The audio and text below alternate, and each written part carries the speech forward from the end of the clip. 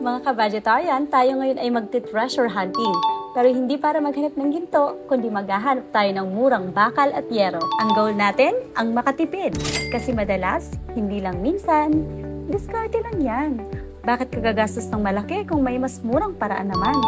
So pupunta tayo ngayon sa junk shop para bumili ng bakal at yero na gagamitin nating pangbakod. Kasi kung may mura, bakit tayo magmamahal? Charot. At may nahanap nga kaming kumpleto at swak sa mga kailangan namin. Dito ito sa Ferbeth Junk Shop, located sa Balikatan Road, Las Piñas.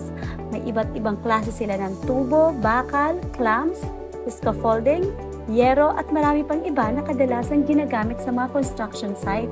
Laking tipid kasi junk shop, more than 50% ang matitipid mo. Kaya bago dumiretso sa mamahalin, oops, tingin-tingin muna sa mga malalapit na junk shop dyan.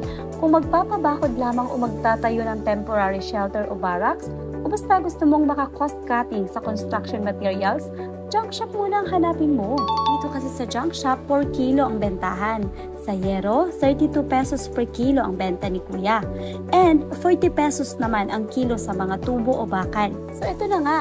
Ang bili ko sa isang yero na ang haba ay 10 feet ay 343 pesos lang.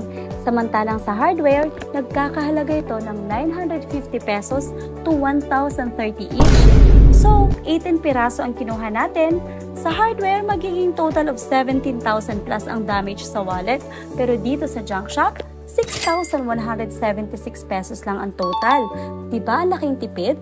Sa bakal naman, 40 pesos ang per kilo at kumuha kami ng 50 piraso na 8 feet ang haba.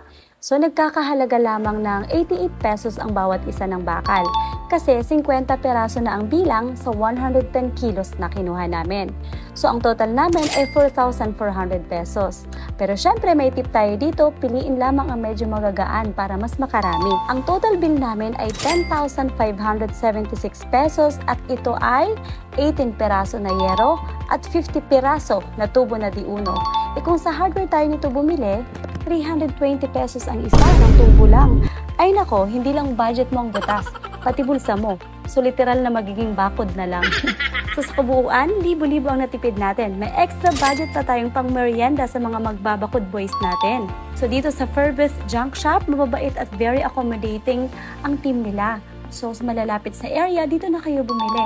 Kaya next time, huwag agad dumiretso sa mga hardware. Tingin-tingin muna sa junk shop sa paligid o malapit sa inyo at tsak na malaki ang matitipid ninyo. Sa panahon ngayon, we need to be practically smart and wise.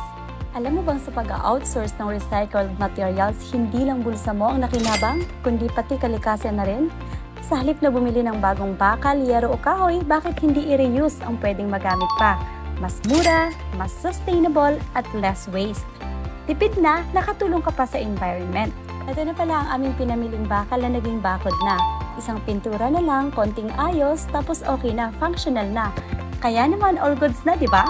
Kaya next time, magbumili agad ng bago. Maghanap muna ng pwedeng i-repurpose. Work smart, build smart, at save smart. Tag mo na yung tropang mahilig sa DIY at budget hacks para lahat tayo ay tipid-tipid lang.